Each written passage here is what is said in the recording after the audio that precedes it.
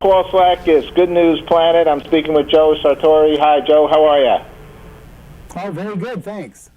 Great. Joe's a photographer, speaker, author, teacher, regular contributor to the National Geographic magazine, and we're going to talk today about National Geographic to provide educational tips for pet lovers with fish, reptiles, what? That's Guinea right. pigs, hamsters, and other small pets. Okay, this is great. I love National Geographic. Been a member a long time, and helped start the Nature series on PBS. So this is our love.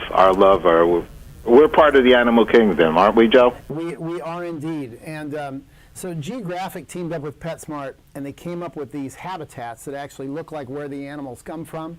So that's pretty important, because we all know if an animal's in some barren environment, it's not going to do very well. But if it's in the correct habitat, being cared for well, it's going to thrive. And the other thing too is with correct habitats, it cues kids and their parents how to care for these animals. So I've never seen anything like this before, and I'm pretty excited to be a part of it. Okay, well, what does that mean? Let's use fish as an example right now. Sure. Well, we've got a 46-gallon aquarium next to me, but I think of it more of as an experience. It's got a curved front, recessed LED lighting. It's beautiful. It's got a simulated coral reef in it with a 3D photographic background of a diver over a coral reef. And kids are really into this. They're fascinated by it. It's great. So, and it's also very quiet. You know, you think of an aquarium as something that's loud. This thing's running in here. You can't hear it going. You can't hear the filter. You can't hear the aerator. So it's awesome. It really is good. Right in front of me, we've actually got a reptile sanctuary as well. This has a bearded dragon in it. It's got a simulated Mayan ruin.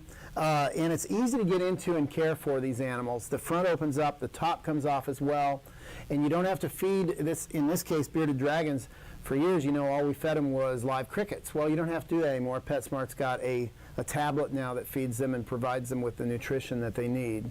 And then behind me, or my shoulder, that's what we call an exploration loft for small animals like guinea pigs and hamsters and gerbils. That'll actually allow them to dig and to run around, and it's clear, so you can see it from all angles.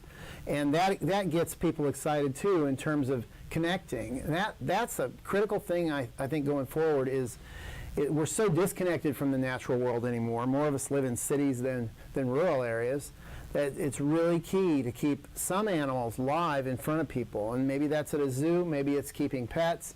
But I know for me, I did both as a kid. My parents really encouraged that, and I went to my local zoo in Omaha over and over again and kept a lot of pets. And between those two things, I became a conservation photographer for National Geographic, and that's what I do now, is try to take care of the world and make it a better place through photojournalism.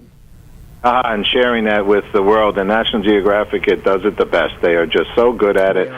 It's amazing how wonderful. I was just looking at the one yesterday, and it's so inspiring. So, Joe, you're a lucky guy to be doing that. PetSmart is I'm told you're talking cutting edge here, because the old days you had noise. You're sitting there with all kinds of craziness, and it probably has been a turnoff, because that's right. And that's not what we want, right? We want people to love pets and then appreciate them, and then it'll make the world a better place. Oh yeah, I think it's really critical, especially for young people. I mean, I've often said it's folly to think that we can doom other species to extinction, but that people will be just fine. I think we need other species to make the planet go round and keep our climate stable and have plenty to eat and just to enjoy the lifestyle that we're used to. So it starts with pets, believe it or not. It starts with seeing animals live and bonding to them and realizing that there's a lot more to life than TV and internet, and it's critical. At least personally, it was totally what made me into the person I am today. I'm on the same page. I'm a pet minister. I really feel connected to the animal kingdom. We are really one. And they even say things scientifically that if you don't have your hands in the dirt and you're not touching the animals and part of them or part of a tree and so on and so forth, your immune system's not even as strong. Integrative medicine doctors speak that way. So tell us, tell us what it's like to really be a National Geographic photographer. Well, it's the last publication that does it the way they do. They give us a lot of time and funding to go out and tell the story. They don't really tell us what to do. They don't have any sort of an agenda. They just want us to go out and bring people the world and all there is in it. And that's remarkable. It really is. I've been with them about 25 years and shot 35 stories, something like that for them, every continent, every state a couple times over. And it's really an honor and a privilege. The place is much bigger than any of us who work there. It's really a grand institution. I can't say enough good things about them, actually. I love it. I love the whole thing. And we have Jay Island. I'm going to say that in memory to him, because Jay Island was on the board of the National Geographic Society. He's on our board and the president of Channel 13, actually, where we started Nature Series. Tell us about your books. You got Let's Be Reasonable and Rare. What are those about? I do. Well, Let's Be Reasonable is a collection of essays I did for the CBS Sunday Morning Show over the years with Charles Osgood. Rare is a collection of photographs, gallery style, of some of the rarest animals we have in North America, right on the cusp of extinction, and some of the animals we've saved from extinction. And then today I'm working on a multi-year project called the Photo Arc, where I'm literally trying to photograph every animal in captivity around the world. The goal is to get to about 10,000 species, all photographed on black and white backgrounds using studio lighting. So that's a big job. I'm about 9 years and 4,000 species into it, so I've got a ways to go. You need an assistant, Joe? Sometimes I do, yes. If you're offering, sure. Yeah, I'm available. Petsmart is a great store, and we had the one there in Times Square, and there's a lot of stores, right? They've really helped to bring the animal kingdom to the public. That's how many? I don't even know how many stores they have, but they have quite a few, don't they? I live in Lincoln, Nebraska, and we have one there, and that's where we go for everything, for dog food and for dog grooming, and we go there. I run right to the specialty pets every time. I want to see what birds they have. I want to see what reptiles and amphibians they have. See if there's anything I haven't photographed for the Photo Arc yet. But yeah, it's a great place. I wanted to also mention this.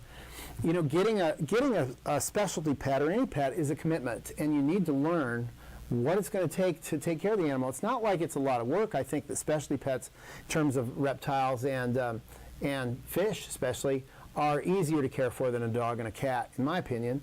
But they do require you to learn about what the animal needs for nutrition and for habitat. So people can go to petsmart.com/natgeo and really learn about these animals. They can just find a picture of the animal they like, mouse over it, learn about what the animal needs. That's a big deal. petsmart.com/natgeo, so people make the right choice for them. And then also Monday, June 9th, coming right up at 5 p.m. Eastern, we're going to have a live Twitter chat, be able to talk about more of this stuff in depth live too. And where would they go for that? That's pretty wonderful. They would go at PetSmart, #NatGeoPets. Okay, say that one again, at PetSmart. At PetSmart, #NatGeoPets. NatGeoPets, okay. Right. And I'm going to give two more shout-outs to that wonderful store, because one, they have very informative people working there. Yes. All right, because I'm collecting fish and blah, blah, blah, and they're always knowledgeable. And two, they're very community-minded. Mm-hmm. They're out there for the community, socially responsible company, and we love those. All right, Joel, one last question for you, and thank you very much for the good work you've done. What was your last story in National Geographic? Last story was on the Photo Arc late last year, actually a profile on the Photo Arc and on zoos as arcs. Many zoos have the only collections of species. Some of these species don't exist in the wild anymore, so zoos are doing an amazing job at captive breeding until we get smart enough to bring back their habitats in the wild. One quick question, just so the audience knows. You have to spend a lot of time when you're doing nature photography, don't you, to get shot? Yeah, I'm gone about half the year, I'd say. Absolutely. Uh-huh. And you could spend a half a year on one animal, too, right? You could, but it'd be hard to make a living that way.